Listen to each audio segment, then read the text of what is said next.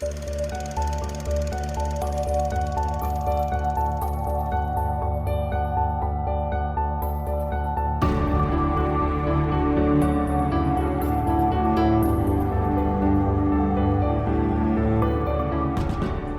I'm Sophie. Hi, I'm Paul. And we are SP Film Viewers.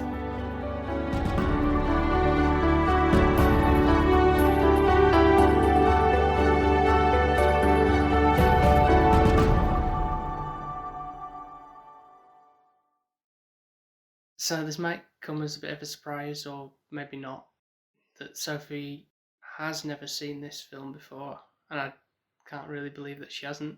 I don't really understand why people are so surprised. Like, it's a shocking thing. Like, oh my god, you have not seen this. It's like, I don't understand the shock factor with it, really. But apparently it's appalling that I haven't seen it. And that film, of course, is E.T., the extraterrestrial. Everyone will be appalled at me. But to be fair, it's just a knock-off Wall-E, isn't it? Well, not really, is he? Because he was before that was even a twinkle in Pixar's eye, really. That's where they got their idea for, I'm guessing. Or like Johnny Five. No, that's more in common with that Short Circuit. Johnny Five is more became the concept of Wall-E came to be from that. That's the robots. I know There's the robots. there is no, because in Wall-E your Short Circuit, he wasn't an alien from another planet. He was just a robot that. No, but it's a similar concept of them being an alien or a robot, or kind of being an alien to that planet, if you get me. So they're not used to being how the humans work. So I think that's where I'm kind of associating that they're all unique, and somebody takes them under the wing and looks after them. Mm-hmm. And you kind of get that principle with E.T., so to speak. Obviously, he's not half as cute as Wall-E. And I don't feel like E.T. is played on as much as his strengths as they could have done. I think they've really missed a trick there, for me. How do you mean? He's a bit of a weird creature. I don't really love him. I don't hate him. But I don't know. I didn't feel like that strong connection of, oh, poor E.T., he's left on Earth on his own. All the aliens have left him. Not by choice. No, because they couldn't. It's either that they get exposed or one man gets left behind, kind of thing. And I don't know. It's just his mannerisms. It's the way he acts. It's like, I guess because it is alien-like. It's not like he somewhat tries to become humanized, but it still doesn't come across as cute. He's a bit freaky looking, and especially his long finger. I'll admit to that. Yeah, I said to you before we watched this, something like I had sort of like not exactly traumatized by him when I was younger, but it really unsettled me, unnerved me. Thankfully, that's not the case now. I'm not watching this now going, oh my god, this is terrifying. But I think really part of it being, whenever I did see it, it must have been on TV or something, and it was a very small screen, and there was not very good lighting on it, and I think it was sort of building up a bigger monster in my head type of thing of like what he was. It's like the dark shadows, like I said, the long finger and all that kind of stuff, and then it's the sounds he makes. Obviously, when he's first like hear him and like rustling in the bushes and all the thing, and then when he's exposed, it's a weird racket. It's really unsettling. But I just don't understand the noises. Like, I found that bit a bit comical for me. Like, it was like a. It sounded like I've never heard of a sound like that before, but made it look unrealistic for me. I think maybe because I'm looking at it as time has gone on, and I know obviously this is obviously a bit dated. You can generally see the datedness in it, even though we did watch it in 4K. Okay. I think that helped massively because the detail was really, really good. Brought it more to life, I think. I do, obviously thinking back to when I would have sort of vaguely remember that I haven't seen this film in such a long time. But I guess as a younger self, I found that to be quite realistic. You will have done.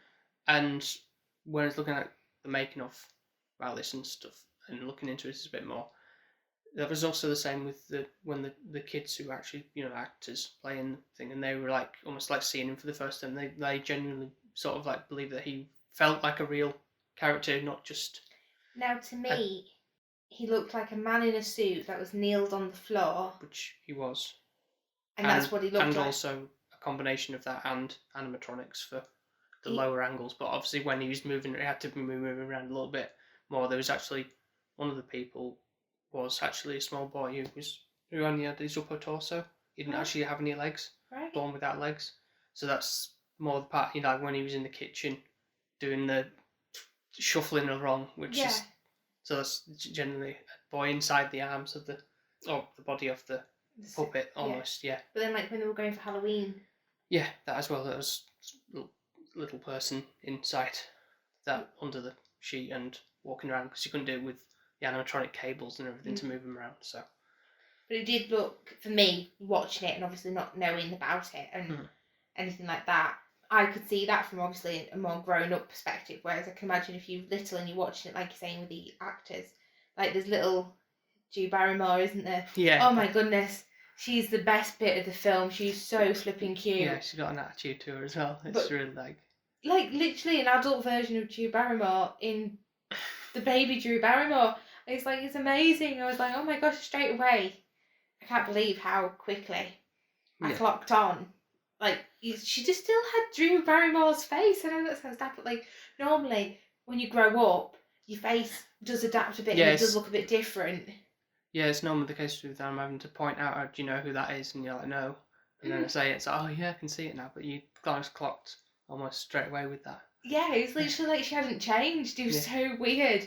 Like, the way she acted didn't change much. It was like complete opposite to the Halloween thing we watched the other weeks, where I was like, she actually looks as old as she does in Christmas and the Cranks here. She looks really old, whereas Drew Barrymore's got very youthful, or she did have last time I've watched something in a quite youthful face. She was my favourite character. Not gonna lie. I don't really think the boys, I don't know, they were okay. But even the main Elliot, yeah, compared to baby Drew Barrymore, I'm so sorry. Yeah. No competition. But like him, when his reactions on screen are almost like what I would have felt when I was about his age, probably, when I saw this.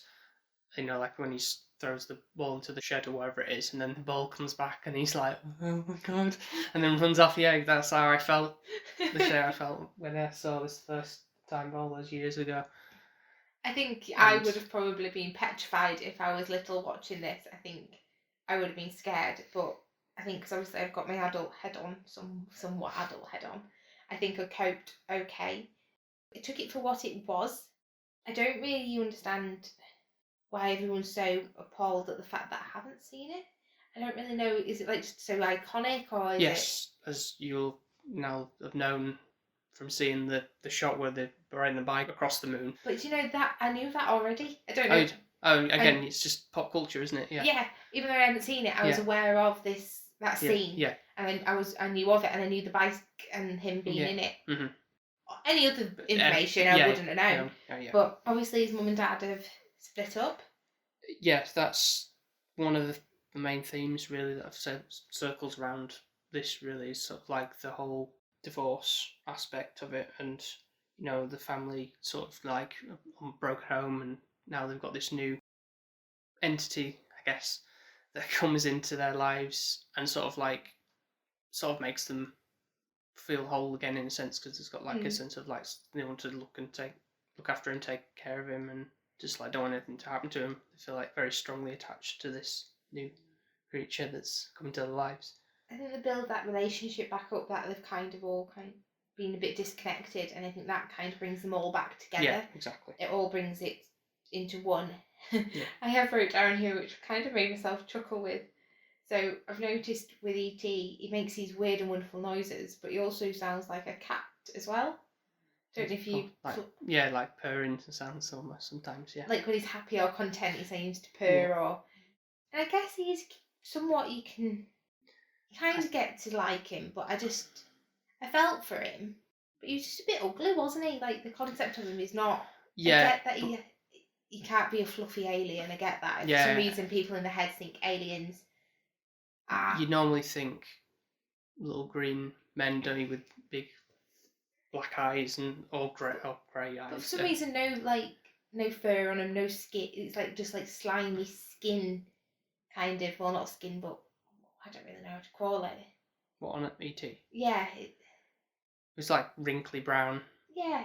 It's like there's nothing ever kind of cute or fluffy about them, is it really? But to be honest, I think we're way off with the whole alien thing, anyways, of what we think an alien looks like. I think it's all kind of made up. Mm-hmm. Don't get me wrong. I'm not saying that there's nothing out there, but our concept of how they look, I think, probably is way off. But it's a simple, recognisable, I'd say child-friendly to a degree, characterisation of what an alien will look like, and something that can be loved by everybody in a sense. Maybe not everybody. I'm certainly on the fence about him as well. To be honest, I'm not. Oh really? That makes me feel a bit better. Yeah, because I mean, obviously, there's what I didn't really like of him back then for what he initially was a bit scary to me. Not gonna lie, but if now it's kind of just a bit like you're just it's a bit of a little brown blob of poo almost. I bet some of the viewers will love that. Yeah. And some will be like really, really upset with that comment. But apparently this is quite like a popular thing for people to watch around the festive season. I don't know Christmas. why. Yeah, obviously it's not. I know it's not a Christmas film or anything, but I don't know. It's like one of those family favourites, like Wizard of Oz or something, where it's kind of just like something that plays on there over the holidays. I wonder if it's just because it is kind of showing about family being connected, and it's the same with the Wizard of Oz. Even though it's not her family, it's kind of she creates a family. Yeah. Throughout, and so maybe that is the connection. It's those side. themes, yeah. But to be fair, I don't think I'd be wanting to make this a Oh no, I can't think that you would put in for the let's put this on the Christmas thing. No, that it wouldn't be a Christmas film for me. No. To be honest. No. But it's not that it's not great in its own right, and obviously I have to really bear in mind the age of the film. What they were trying to do with the lack of technology. I can imagine if they did this now, not recreate, because I always think when they recreate something it's rubbish, but if they had the concept and the idea now, it probably would be a hell of a lot better and more enjoyable, I'd say. Yeah, well, funny you should sort of say that, because the version we'd be watching anyway was the original of when it was in 1982. Now, several years later, they actually did a touch up. Oh, okay, so not a recreate. No. It's the same. Steven Spielberg went back to it and just, for whatever reason, decided, because of sort of limitations with the animatronics and all that kind of stuff, sort of like digitally, I'd say, mess around really, to make his E.T. maybe essentially a bit more personality with his eye movements and stuff. And also there's the whole thing regarding guns, like near the end with all the cops are like waiting for him, the boys and everything on the bikes and stuff. He didn't like the idea of, like them holding like the guns, like big rifles and stuff. So I had digitally removed them out and put walkie-talkies in the hands of the cops instead. Not like as if like shooting it, just like in the hands, like waiting, poised. Yeah. And it's like, I don't know, that sort of takes away from that. And I'm kind of glad that we saw the normal one that I'd seen so long ago, and it was how I feel it should have been. So we had seen it as pure as it was. I think, to be fair, I think maybe life in E.T. could be a bit more, and I think he is a bit lackluster. You kind of don't feel it from him. I know it sounds, but I get it. I get the fact that it is tricky to do, and I think it's me coming from the fact that I can see technology has moved on. Yeah. And me referring to Wall-E and like the eyes, I didn't feel any emotion in the eyes. Okay, so you think you would have actually preferred this a little bit more if there was the one where his eyes may be a bit wider and more expressive, and I think that your eyes lead to your soul, I think, and that's definitely is something. So for him to be motionless, and I think he was a little bit, and the way he moved was a little bit weird. It just seemed a bit weird. It was just like a weird thing, like, and everybody seemed to love him, and it was like, pretty sure if I just shuffled myself on the floor and moved my arms a little bit weird, nobody would be like, oh yeah, we'll take her in. If anything, they'd be looking at me like, we'll avoid her like the plague. But it's long, to say the least. What do you feel like would be cut out? Because I did think there was sort of a nice enough length for it really to tell. I think it told the story. story. I think it was the end bit, and I know that sounds daft. I feel like that kind of with the whole boy, and you got kind of the understanding of when the government came in. Yeah. It's that side of it. It's not actually the beginning part. The beginning part was lovely. Getting to know him. And, getting to know him, getting all the family involved, and then looking after him, Yeah. even going trick or treating was fine. Yeah. And trying to get him to go home. Mm-hmm. It was the bit where the government and all the scientists and everything came in. That's where it was like where it gets more heavy. Heavy, but it's quite long, and there's like you can see them overtaking their home and their house, and it's like that part where it's both like you don't know if they're going to live, and I know it's meant to be traumatic, and the boys obviously can feel E.T.'s emotions through him, yeah. So you kind of feel for the boy in a sense, because obviously he's in pain, and so E.T.'s obviously both look like they're about to die, really. Yeah. I know it sounds horrible, and it's like, well, two people are meant near enough on the deathbed. Mm-hmm. I didn't feel anything. No. I didn't feel sad. I didn't feel upset. I kind of in my head thinking that you might have done. I don't know why, because normally things like that would maybe like tip you over, but I guess in this case there was no. I didn't have any connection. Like if it were Baby Drew Barrymore on the like if she had, I feel like actually if it was me and I was the director and I know she was only young, mm-hmm. I'd have wanted her to be the boy. Right. She blew it out of the park for me. She was like the best part of the film. Okay. Like not even E.T., but her. And it's like if she'd have been maybe on her little deathbed, might have felt a little bit more. I don't really feel like I got, even though you got the character building at the beginning, I wasn't connected to them still, and I don't know what it was.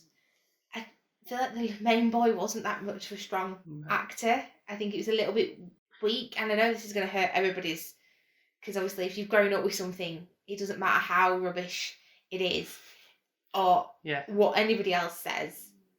It's kind of nostalgia. And sometimes you overlook things for parts of that, And I get that, but I think for me, going into this thinking everybody's hyping it up, thinking it's amazing, like, oh my god, you haven't seen E.T., and thinking, oh well, this is going to be like a really, really good, cracking film. And to some people it will be, but for me, I just don't think it's got that specialness. Okay. And I don't really know if you can convince me. Well, I'm trying to look at it more of with a critical view this time, rather than just for taking it at face value. The way that, as we said touched on before about the theme of divorce, I think that's in reflection on actual Steven Spielberg's childhood life when his parents were going through a divorce, so kind of bringing that to the screen through the screenplay, all that kind of stuff.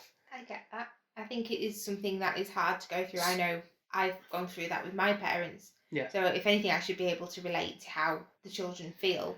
And touching on regards to like the emotion of the characters again, when like in that particular scene when Elliot's been taken in by the government as well and doing all the tests and stuff, and all the other the kids they're very expressive in terms of like it's going on the basis of almost like a day-to-day thing, like we live our lives. So they in a sense they are feeling the emotions of, oh, is he actually going to die? Because they felt so strongly towards E.T. as a character, even though he's just, like I say, a puppet, essentially. Yeah. They're actually, like, when Drew Barrymore's crying, she's actually crying and thinking, oh, he's going to die. And... Oh, bless her. She is a knockout. Like, literally, if I would give this a 10 just for Drew Barrymore, and it's no brainer. Everyone else is, like, literally, I don't know if this is, like, her first role. I think it's certainly one of her first roles, because it didn't say, like, on the opening credits, it didn't say introducing Drew Barrymore, so she might have done, so I know she was maybe, like, 6 years old, I think, when she was doing this, so you, straight away, like, if you were a film critique or, like, actor kind of looking for new actors and actresses, and you saw that on stage for the first time, as Baby Drew Barrymore in it, it's like you straight away know that you're reeling in the cash there with her, because like, well, she's only 6 years old. She's a performing actor compared to anyone, even the mum. The Drew Barrymore acted better than the mum character. Do you think? Yeah, 100%. Like, I felt it from her. Like, when she was on the screen, that was the most enjoyable parts for me. Okay. When she wasn't there, it was just a bit, like, boring, I guess. You just saw the acting skills go down. It's like, I think my relationship with this is I love Dirty Dancing, And basically, you said the acting was really poor, and I could, because it's nostalgia for me, and I knew it when I was younger. I can see past that. Okay. However, I think because you didn't grow up with this one, it's somehow more obvious of something that yes, you're not attached to. yeah, and I think as well, my thing with Dirty Dancing is Patrick Swayze is a brilliant actor, and then you've got Baby, and she's so weak as an actress, Mhm. and I think that's the issue where you get somebody who's really good and up there, Yeah. and somebody that's just mediocre, and because you've got that really good, she looks absolutely crap, doesn't she? She looks shockingly crap. You can't say she done. And it was only when we went to the drive-through that you pointed that through to me. Like, and I'm like, oh, Paul's gonna hate this. Like, I didn't even realise how bad her acting was because I've grown up with it and I love it so much. Yeah. That to me, and I think that's literally what it will be with E.T. It will be a case of because so many people love it and it's nostalgia and they've grown up with it. Yeah. They'll oversee it, but because it's my first time seeing it, I'm like, I want to know why people love it so much because I'm quite disappointed that I didn't because I wanted to, but it's not like I think I've just got no attachment to it apart from Baby Drew Barrymore, which was the best thing ever. Bringing it back to the one you were saying about the back end being a bit of a drag when the adults, well, the more serious stuff with the The government coming in and everything.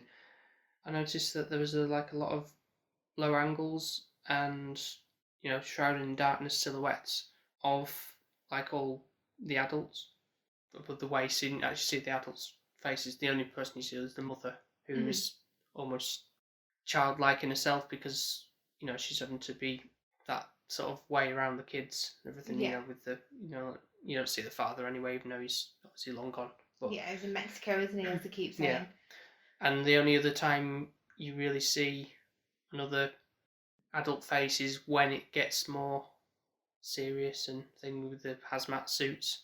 And you see that, and then it's kind of showing like this is more the adults. Playtime's over almost. Yeah. With everything, and it's getting down to the nitty gritty of it. There was one guy I did think that was quite nice. And he had like a spacesuit thing on, but he was holding Elliot's hand and he was saying he didn't want E.T. to die either, and that was kind of, you could see that he was the one with the keys. It was obviously the main effort of showing every time that character was on thing, he had the jingling keys around his waist, and it was the same one who was, that's the first full shot of somebody you see at the first, and he said that he'd almost this has happened before. He said when he was 10 years old, he met one of his species before, so it's kind of this is. It's a common occurrence that these aliens decide to leave one behind. Or something like that, yeah. But guessing with the fact that the aliens coming down to Earth, harvesting crops and plant life to take on ship, I guess there's a theme of life in that. Again, that's another thing that comes up with the flowers that grow and wilt as he himself deteriorates because he's he's not thriving on the planet as well as he should be. That's not his normal habitat, is it? And I think that's the thing.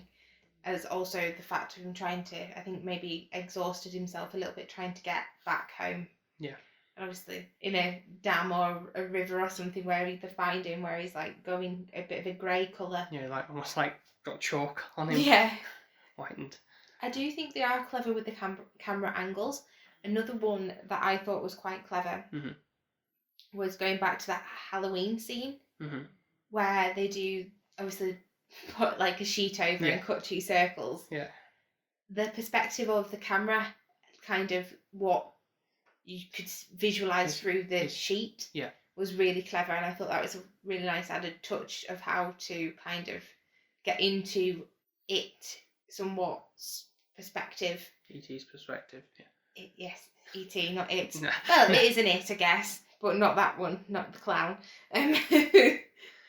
I really just wish I loved it as much as other people do. I think, if anything, I got a little bit disappointed in the end because it's he does end eventually, obviously, no spoilers because I'm guessing everybody else in the world has seen this film, go back home because that's what he needs to do. Yeah. So he doesn't die, which I'm grateful, and I think if he did die, I would have been a bit upset with the ending. Yeah. But I think it was kind of predictable that that's what was going to happen. Yeah. Doesn't really It shy wasn't. away from. Yeah, it didn't keep you on your toes. It wasn't really that gripping. And I think what you've done without you realising is you've made me watch all these gripping, intriguing films that this just seemed a little bit lackluster. But this is why this would have been, well, this was classed as like a blockbuster. It's kind of like one of those things that just, you know, get people in over the summer and just there for the pure entertainment value, really, of not really like delving too deep into it, even though it's, you know, like the broken home scenario going on in there. And I still don't think it needs to be 2 hours for the amount of context that it had. Like, you can have a bit like a longer film that we've watched and it have more impact and more drama and more action. I feel like it was easy breezy and light-hearted until the end, where it got a little bit darker. Yeah, and I kind of recall when I saw younger as well that bit, you know, obviously when he's got him all wired up and everything, with all the trying to bring him back to life, he's going a bit down the hill. And I felt like a bit like distressing as well, even though I guess I'd maybe sort of warmed to him by that point anyway. As much as you can warm to him. But it's just, I just found that a bit upsetting, like the situation it was with the kids. I think as well when there was Elliot was taking those bits off and kind of like, you're killing him, stop it. Stop it. It's just not feel for him. So there's not so much. See, now I don't feel that way. I can obviously know what happens and everything, and it's. And I think I knew it. It's one of those kind of inevitable endings. Yeah. It's like a rom-com, so to speak. Oh yeah, boy meets girl, boy gets married with girl, and blah blah blah. They live happily ever after. And I think that's what happens. There's not much really that I've put really apart from the film what's happened, but obviously there's no point in telling you all of that because you all know it. Sorry if you don't, but I'm pretty sure you will, because I don't think there's anybody else in the world. Apparently, this is what's happened to me recently when we've been saying, we're going to be reviewing E.T. You hadn't seen E.T. And that's all I've been getting. And it's like, even like with Beetlejuice, people were shocked that I hadn't seen Beetlejuice. Like, but actually, to be fair, I think that's a bit more obscure. That one is slightly more obscure than E.T. is. It's just one of those things that everybody's just the early Spielberg things that, so, you know, like the Jurassic Park and Jaws. Can I ask you a question? Go on. So you did actually point this out to me, that obviously it was an early Spielberg film. However, then you said, like, obviously you said Jaws, Jurassic Park, which obviously we know where Paul's going to lean towards the favourite film. Did you think, when you were looking at it, you could see similarities in some places, so like the music scores? Well, it's John Williams again, so, you know, he's done Jurassic Park, he's done Jaws, he's also done Harry Potter. Ah, well, there we go then, you know that he's brilliant. I did think that, because it did sound a little bit like the... It's just... like, and it's the same, Yeah, it's the same kind of principle, but I know you favour Jurassic Park. However, when you're looking at these films, is Jurassic Park a knockout to you still of the nostalgia, or do you think that there's a lot more growth within the film and the character concepts? That's definitely the case with something like Jurassic Park. Obviously, when you're younger, I'm just going, ooh, dinosaurs, kind of thing, and not really paying too much attention to all the people talking and not really grasping what they're talking about. But then as I've grown older and paying more attention to those things, there's a lot more depth and intrigue with how they are acting, how they develop over time, and you're kind of picking up certain things as you go along with each repeated viewing and everything. I agree with you. I think there is more, even with Jurassic Park and Jaws, I feel like there is more development in characters, there's more growth. Also, the so-called monsters, if you want to say it, or creatures within it look more realistic, and I'm wondering if that's just a timing of age thing. Well, Jaws was made before E.T. was. Oh, okay, so that doesn't explain. But then I guess they had with Jaws. That was a lot trickier bringing that creature to life. That the shark kept breaking and everything when in production. It wasn't an easy task to make that look realistic. But they did make it look realistic. Do you feel like that was more the case because it's based on a real animal that you know exists, and it comes across more because that's more of a terrifying threat as and a real animal that's coming to get you rather than little possibly, I brown think. Yeah, and thing that's, I don't know what to expect from you. I think as well it was more realistic. I don't know if that's my connection to what I had experienced when I was younger as well. Yeah, like you said, yeah. So by the way, go check that episode out if you want to know more about that. Definitely do. You'll make you laugh. So I don't know if it's that connection or if it's just actually the fact of maybe it is more realistic knowing that this thing will come out and get you. Also, the movement, I think they got that quite well, whereas this just looked like E.T. was drunk all the time, like. Well, wasn't he drunk on Coca-Cola or Diet Coke, whatever he was drinking? He just found, like you can't really. I guess you couldn't really do the alcohol because that wouldn't be a good message to having. Also, Elliot acting like he was drunk as well at school and everything. But I do think the Coca-Cola definitely was like. I'm wondering if they sponsored them or something because literally they dropped Coca-Cola. And those little sweets were like Reese's Pieces. That's, obviously more an American candy type of thing. Because I don't think I would ever really know what they are. I thought they were Skittles or something. Yeah, I probably did. Skittles, M&M's or something for us people in the UK. But yeah.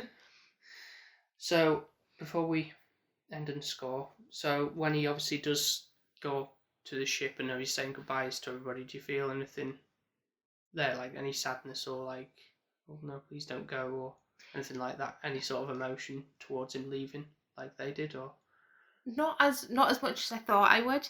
If anything, I was happy for E.T. to go home. I know it sounds like, piss off, back home. I'm sick of you.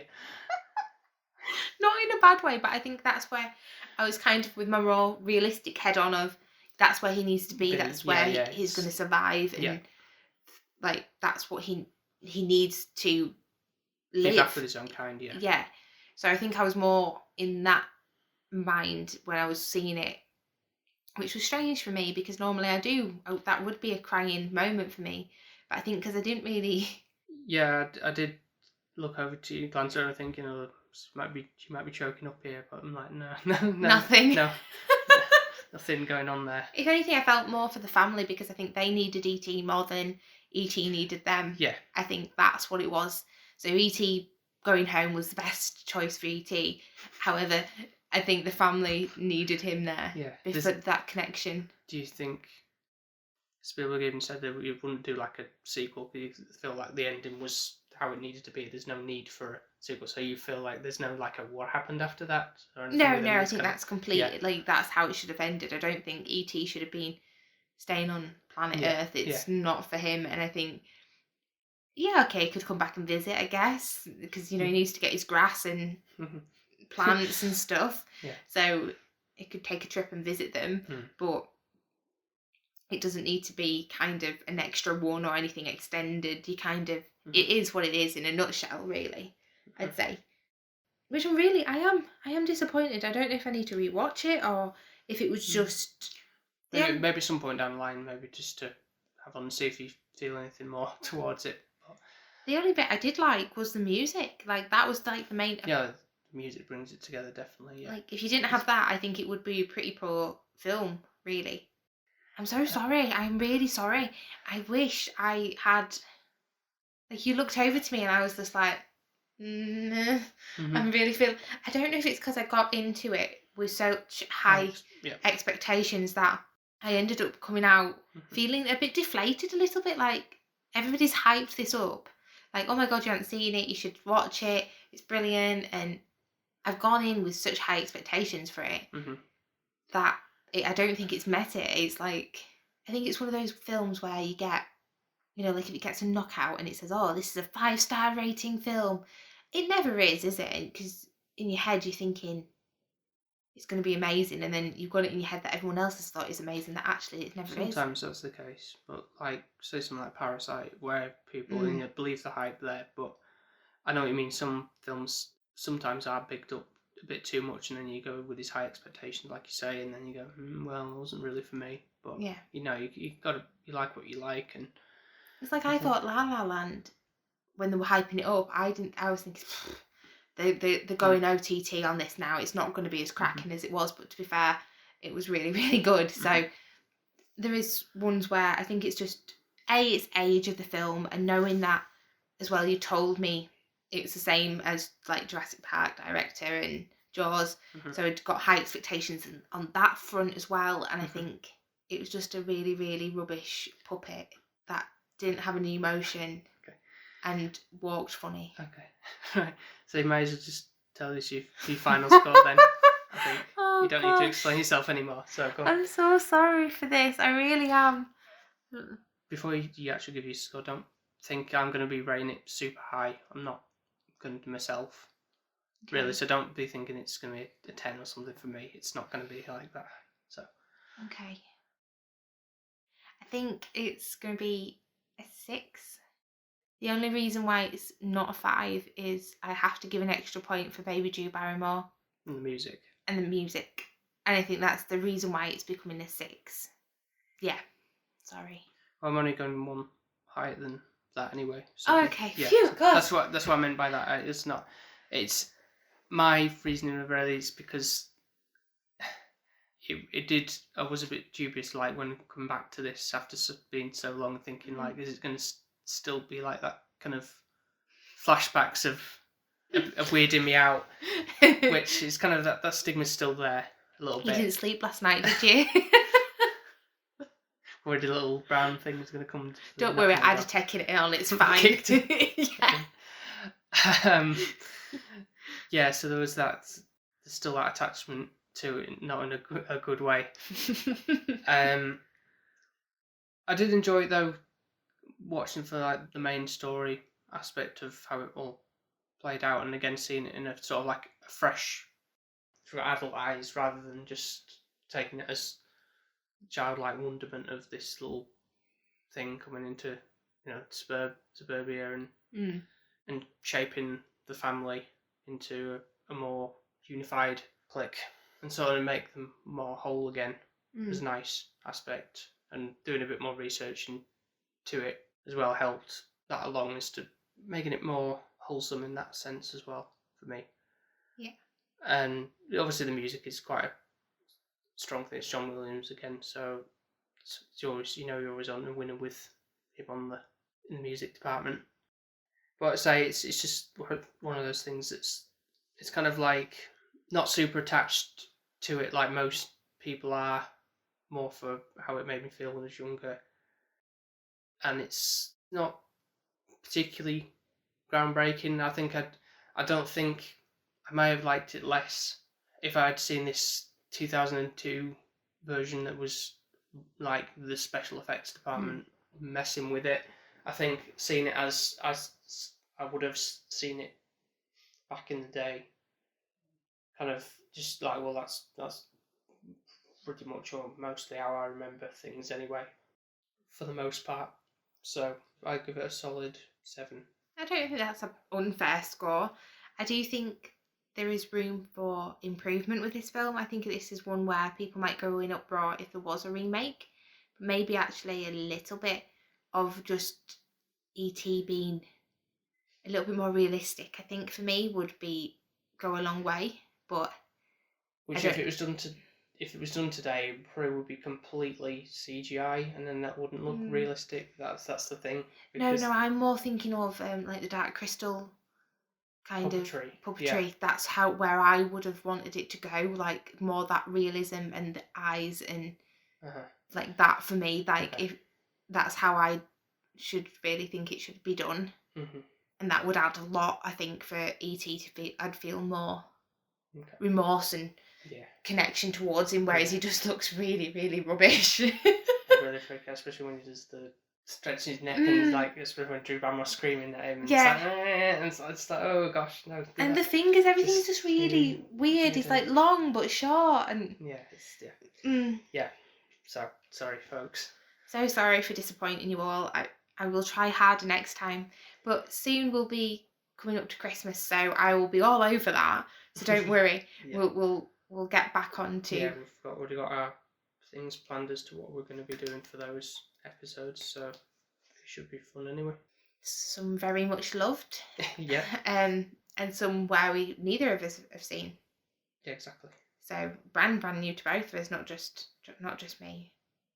But I think it'll be good. So I hope you've enjoyed what we've had to say. Yes, thank you very much for listening. As always, you can find our episodes on wherever you get your podcasts from by searching SP Film Viewers, and that's the same with our social media platforms of Instagram, Twitter and Facebook.